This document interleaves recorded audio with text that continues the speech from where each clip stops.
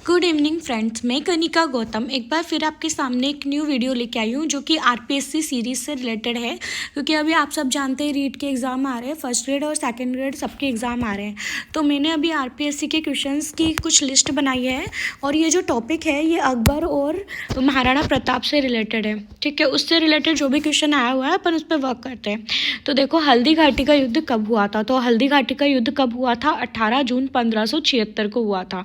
ठीक है, 1576 1500। अकबर भी 1500 के टाइम का है और महाराणा प्रताप भी हम 1500 के टाइम का ही है। तो हल्दी घाटी का युद्ध हुआ था 18 जून 1576। ठीक है, इसके बाद हम बात करते हैं हल्दी घाटी के युद्ध में अकबर की ओर से सेनापति कौन था? तो अकबर की ओर से सेनापति था मान सिंह, जो कि था आमेर से। ठीक है, अब हम बात करते हैं थर्ड क्वेश्चन। ये सारे क्वेश्चन आरपीएससी में आए हुए हैं, आप आराम से देख सकते हैं। तो देखो, महाराणा प्रताप ने राजधानी उदयपुर को छोड़कर कहाँ स्थापित किया था? तो ये इंपॉर्टेंट क्वेश्चन है। उदयपुर थी पहले इनकी राजधानी, इनके पापा के टाइम पे, तो महाराणा प्रताप ने इसको चावंड स्थापित कर दिया। महाराणा प्रताप के घोड़े की चेतक की मृत्यु कहाँ हुई थी? तो ये भी इंपॉर्टेंट क्वेश्चन है कि महाराणा प्रताप के घोड़े की मृत्यु हुई थी रक्त तलाई में, और उनका जो घोड़ा था उसका नाम चेतक था, और यह हल्दी घाटी के पास ही मरा था, रक्त तलाई में। महाराणा प्रताप ने किस जंगल में दीर्घ काल तक संघर्ष किया था? तो इन्होंने अरावली के जंगलों में किया था। अरावली जो है राजस्थान में पड़ता है ये पार्ट।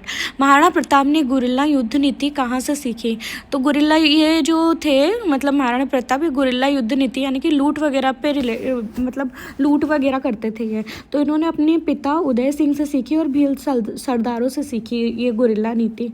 ठीक है, हल्दी घाटी युद्ध को किस विदेशी लेखक ने बैटल ऑफ हिंदुस्तानी टर्मोपलई कहा?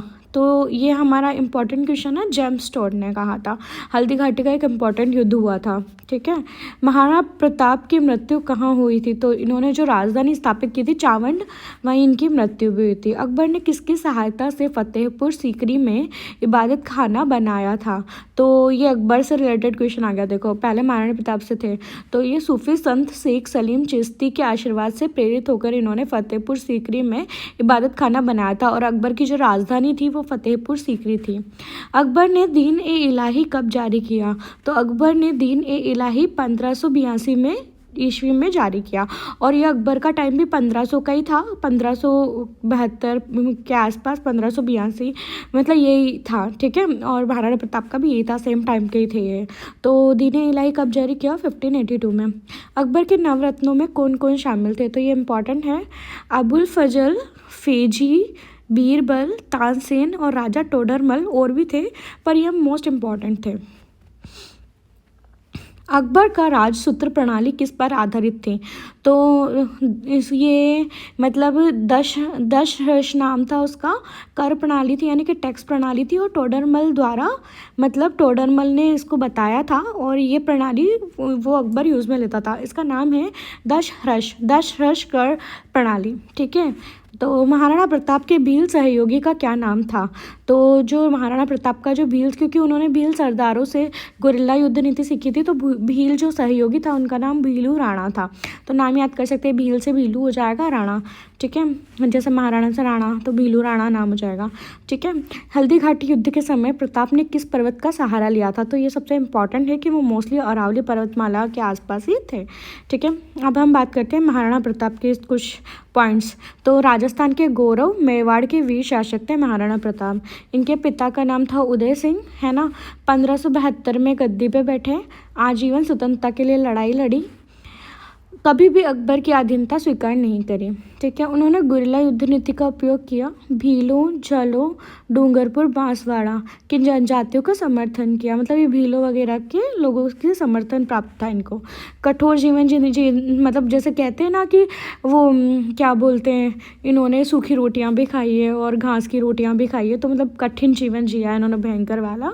राजधानी इनकी चावंड थी। हल्दी घाटी का युद्ध हुआ था 18 जून 1576 को, इम्पॉर्टेंट है ये। ठीक है, गर्मी में हुआ था, जून में तो आप जानते हैं गर्मी होती है। 18 जून 1576 को हुआ था। ठीक है, पक्ष था इसका, देखो यहाँ पर पक्ष था इसका महाराणा प्रताप और मुग़ल सेना मान सिंह यानी कि अकबर के आदेश से, तो यहाँ पे अकबर लड़ने नहीं आया था, मान सिंह आया था उसकी जगह पर, सेनापति जो था। युद्ध का परिणाम क्या रहा? युद्ध का कोई भी रिजल्ट नहीं निकला। प्रताप सुरक्षित निकल गए। मेवाड़ का अधिकांश क्षेत्र मुगलों के अधीन हो गया।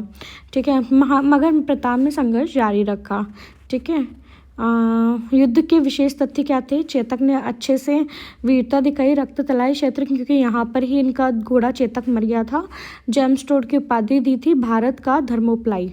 ठीक है, ये किसको दी थी? महाराणा प्रताप को, भारत का धर्मोपलाई। ठीक है, जेम्स टोड ने दी थी।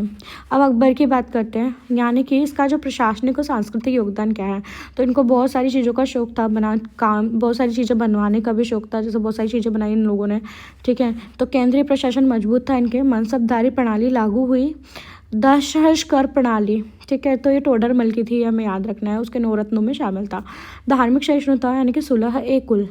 फतेहपुर सीकरी की स्थापना अकबर ने करवाई। इबादत खाना की बैठकों की शुरुआत, मतलब यहाँ पर एक बैठकें चालू होने लगी, अकबर ने करवाई। 1582 में उन्होंने दीन इलाही नाम से कुछ शुरू किया। ठीक है, अब इन दोनों के बारे में कुछ चीज़ें देख सकते हैं। जैसे नीति देखें तो अकबर की नीति सुलह है कुल, मतलब वो क्या करते थे, सुलह कर लेते थे, लड़ाई नहीं करते थे।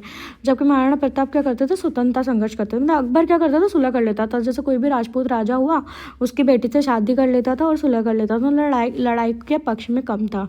जबकि महाराणा प्रताप स्वतंत्रता ही चाहता था पूरी तरीके से। प्रशासन था कैसा था? अकबर का केंद्रीय शासन था। जबकि महाराणा प्रताप कैसे रहते थे, मतलब इधर उधर छिन्न भिन्न रहते थे, पहाड़ी पे रहते थे कहीं इधर उधर। सेना कैसी थी? मनसबदारी थी। ठीक है, मतलब थोड़ा दिमाग लगा के काम करते थे। और महाराणा प्रताप गुरिल्ला युद्ध, ठीक है, लड़ेंगे हम तो भाई। उद्देश्य क्या था? संपूर्ण भारत एक शासन, मेवाड़ की स्वतंत्रता। सो फ्रेंड्स, अगर आपको मेरा ये वीडियो पसंद आता है तो प्लीज़ इसे लाइक, शेयर एंड सब्सक्राइब जरूर कीजिए, बेल आइकन को जरूर दबाइए। जैसे ही मेरा न्यू वीडियो आएगा सबसे पहले आप लोगों तक जरूर से ज़रूर पहुँचेगा। प्लीज़ ज़्यादा से ज़्यादा इन वीडियो को देख के मुझे अपना समर्थन दीजिए, ताकि मुझे और प्रेरणा मिले, ताकि मैं बेस्ट से बेस्ट वीडियो आप लोगों के लिए लेके आ सकूँ। Thank you.